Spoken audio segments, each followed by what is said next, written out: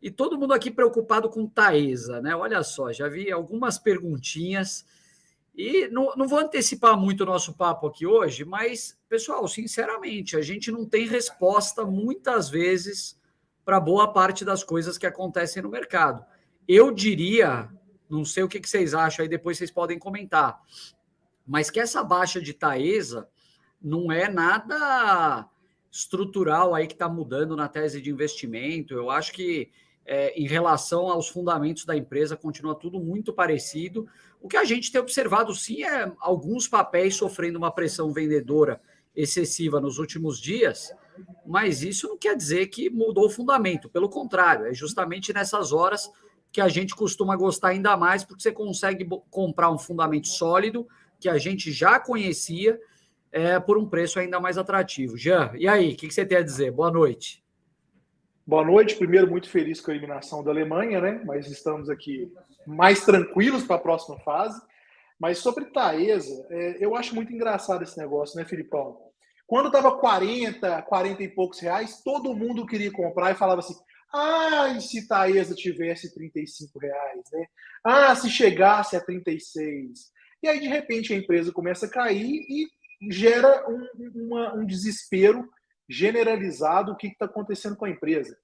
Não está acontecendo nada, não mudou absolutamente nada, nenhuma informação nova, nada que seja público, né? E eu acho que é muito fluxo. Você falou, acho que foi na live da semana passada, Filipão, a questão de liquidez. A gente está com a liquidez muito baixa na Bolsa, então qualquer player que fizer um movimento um pouco maior de compressão vendedora vai conseguir movimentar. Então, assim, você pega aqui, por exemplo, a própria Taesa mesmo. A Taesa, a liquidez dela hoje aqui foi de... Deixa eu pegar aqui, ó. Não, aqui a Taesa foi até alto, foi até 367 milhões. Mas você pega algumas empresas, tipo Sambi 4, com 6 milhões, cara, de volume, sabe? Umas coisas muito baixas. Então, eu não tô vendo nada que tenha mudado na empresa, né, que justifique uma preocupação no momento, não. O Fabião, que é o cara da Taesa, pode até falar pra gente aí a visão dele também, Fabião. Tá no mudo, Fabião. Boa, agora sim. Fico com certo receio, na verdade, Jean, porque muita gente muita gente acaba entrando em contato falando, pô, você viu, Taesa tá caindo, por que será? Fica aquele certo receio, por que tá caindo? Por que tá subindo? Por que sabe? E eu fico com uma dúvida na cabeça, será que vocês estão realmente seguros do que vocês estão fazendo aí, pessoal? Porque eu vou contar uma coisa para vocês. Eu já vi Taesa em momentos não tão bons quanto vocês viveram nos últimos 3 anos com a empresa, tá? Momentos de GPM negativo, inclusive, o que muita gente fala que é ruim, mas na verdade, por outro lado, a dívida da empresa acaba também caindo ao mesmo tempo, mas ela não paga tantos dividendos se isso acontecer, né? Num cenário onde o GPM acaba ficando em queda. Já vi momentos onde a empresa não estava ganhando tantas licitações e por isso o preço não estava, entre aspas, tão convidativo. Isso eu estou falando quando ela orbitava os 16, 15, 17 reais. E a pergunta que eu faço é a mesma, né? O que acontece se você estiver comprando Taesa agora a 35 reais e em um belo momento ela despencar para 20 reais? Aí vai ser ruim a Taesa, então, porque despencou para 20. A Taesa é boa quando está em 45. Então, mas assim, esse é um viés, né, Fabião? Você tocou num ponto importante. Quando sobe, a tendência é achar que está indo bem. Quando cai, a tendência é achar que está indo mal. Não dá para entender, né, Felipe? Quando você vai numa loja de roupa, você quer uma roupa, mas tá achando que tá caro. Aí tem uma promoção de 50%, você não vai lá e compra a roupa? Eu acho que é parecido com as empresas. Então, assim, a empresa, acho que o Felipe falou muito bem, o Jean também. Cara, estruturalmente, cara, é muito difícil, pessoal, uma empresa do Best perder um fundamento, assim, estrutural. Isso não acontece do dia para noite, tá, pessoal?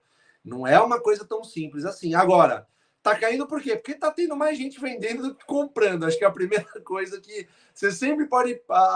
quando você tiver essa pergunta, você fala, por que tá caindo tanto? Primeiro, porque tá tendo mais fluxo de venda do que de compra. Ponto. Segundo, como é que tá a empresa? Ela se beneficia do IGPM. IGPM está caindo, significa que ela vai pagar menos dividendo. Isso significa que estruturalmente ela mudou? Não. Muito pelo contrário. Ela pode pagar menos dividendo por um lado, mas a dívida dela também abaixa por outro.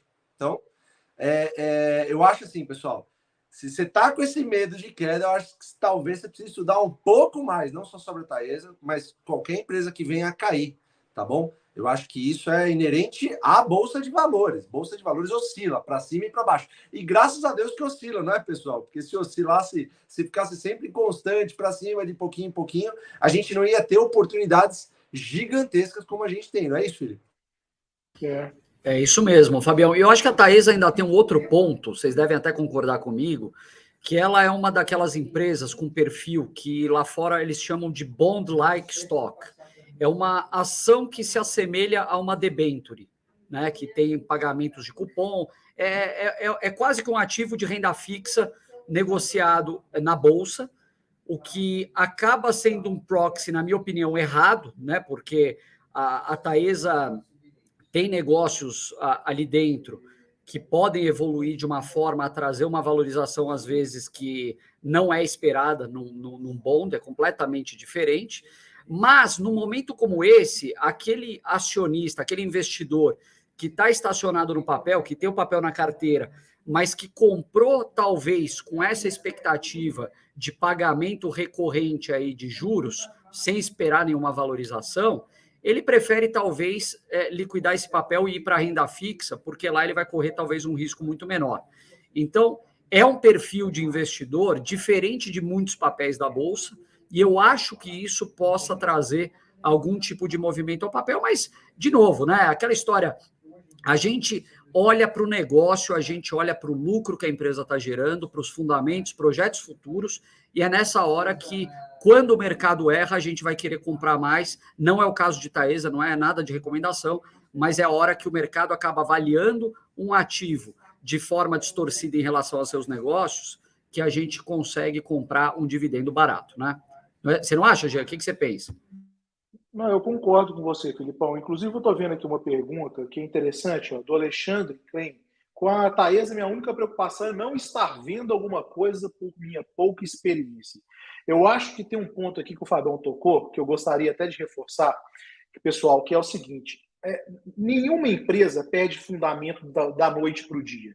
Isso não acontece. Então, eu vou dar um exemplo que aconteceu claramente de perda de fundamento, que foi com o Eternit.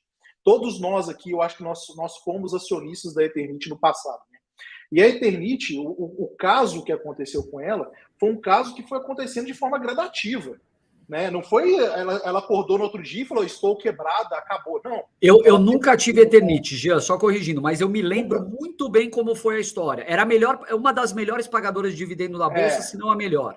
Ô, Jean, posso só te falar uma coisa rápida? Eu não te cortando, mas para endossar o que você vai falar. Não, fica à vontade. A Eternit custava R$8, R$9, era uma das queridinhas da Bolsa, pagava cerca de 10%, 12% de dividendo. Em 2008 caiu para R$3, continuando pagando os mesmos, aliás, muito mais, né, de dividendos. Vai lá. Então, assim, a empresa, ela era queridinha de dividendo também, né? Todo mundo pensava que o negócio ia fluir e provavelmente estaria ainda fluindo se não tivesse acontecido o grande percalço que todos sabiam que a atividade core da empresa era o amianto. E houve uma discussão ao longo de vários anos sobre a proibição do amianto, isso foi para o STF. Cara, teve toda a oportunidade possível para o cara sair de Eternit sabendo o que estava acontecendo. Eu lembro ainda que teve pedido de vista do ministro do STF, ficou mais não sei quantos anos rodando. Então, assim, cara, teve todo o cenário para o sujeito falar assim, não, eu vou sair. Então, o que eu quero dizer com isso, pegando esse exemplo de Eternit, é que não vai acontecer da noite para o dia. Então, igual eu esqueci o nome da pessoa que falou que está preocupada, o Alexandre. Alexandre, isso vão aparecer notícias e fatos, né, que em algum ponto vai atingir a atividade core da empresa e ela vai ser penalizada. Aí vai caber a você o bom senso, né, de saber se aquilo é uma coisa que é reversível ou não é reversível. Né? Porque se a empresa, por exemplo, que tem várias concessões, igual a Taesa, né, e entra uma canetada de repente, né, ou ela perde alguma concessão, então você tem que colocar no papel. Será que ela vai conseguir outra concessão? Será que vai fazer uma fusão, aquisição? Vai se fundir com a Transmissão Paulista? Então, assim, é hora de você pegar e colocar em prática um pouco do que você estudou da empresa para saber o que é a atividade core dela e como essa atividade core é afetada. Mas a informação que a gente tem no momento é nenhuma. É igual a todos vocês.